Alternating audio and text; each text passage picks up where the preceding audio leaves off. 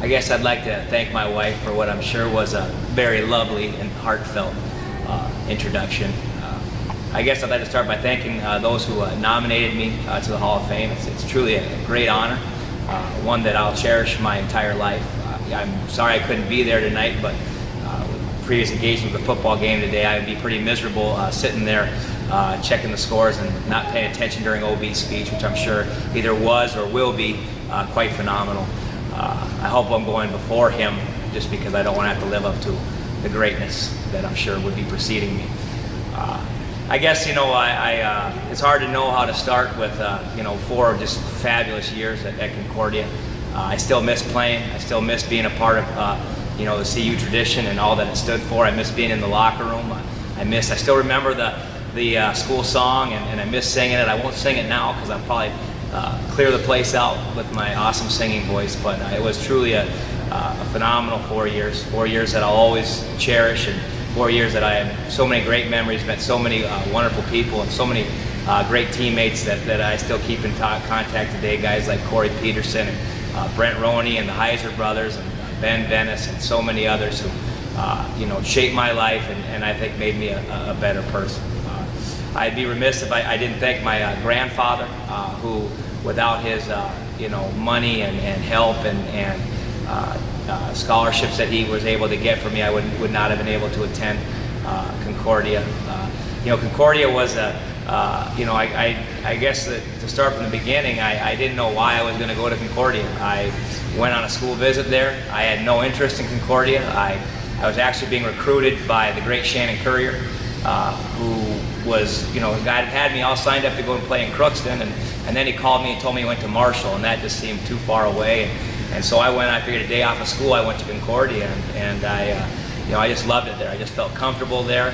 And later on, when I talked about, with my parents and my mother asked me, why do you want to go there? Just because I felt comfortable there. I loved TC. He had me sold in on what a great, cool school Concordia was, and I'm sure glad that I was recruited there and made that decision. I was fortunate enough to play at a transition time for Concordia going to Division II. Which afforded me some opportunities in terms of playing and some of that stuff, but what it really afforded me was the opportunity to play for a lot of just tremendous coaches who still shape me today, make me a better coach today and a better educator. I started off with Tom Cross, and Tom Cross taught me how to be passionate. He was just, he could get everybody fired up. I'd run through a wall for that guy. I still steal some of his speeches that he gave me, still borrow some of his one-liners, and he didn't teach me a lot about organization, even though I think I'm kind of organized like him a little bit. But I do remember, being warned about being late, and it turned out TC was always the late one. But then I had Coach O'Brien, and Coach O'Brien really pushed me to work on the things that I wasn't as good at, and forced me to be a better football player. And I don't think I would have had the success without him.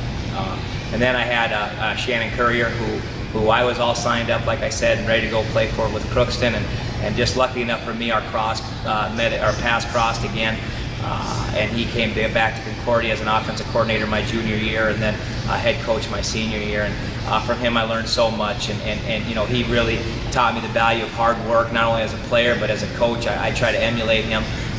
No one worked harder than Coach Currier, and I tried to keep that going as well.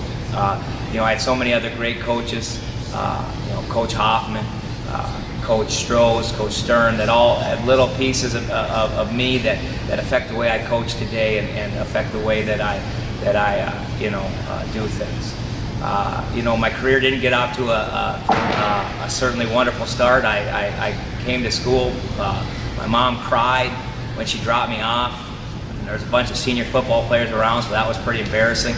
Then I forgot my bed sheets, and someone told Coach C, and then I had to go get me bed sheets. But from there, it just was, like I said, it just was a great experience and a great opportunity. All the great coaches I had, though, I have to thank my father, who been the best coach that I've ever had. There was a lot of summer days that he spent with me. I was hitting couch cushions and him, and trying to become a better football player. And every summer, whether it be my junior year in high school up into my senior year of college, and even when I got to play for the Storm, I still went out with him and went through footwork with him, and you know, most of what I know about coaching, about playing, I learned from him. You know, and if he wouldn't have pushed me to play, I wouldn't be here where I am today. You know, football has been, you know, just a big part of my life and a big part of who I am today. And without Concordia, you know, I think it would be not as good. Like I said, I view that I have made 3 great decisions in my life.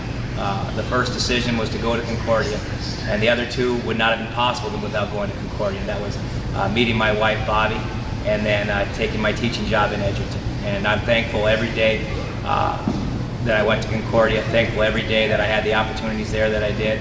And this is just you know, I feel like I should be giving back to Concordia for all that it did for me. And this is just such a humbling honor, a great honor, and something that I'll cherish forever. I know I appreciate it, my family appreciates it, and I look forward to seeing everybody tomorrow.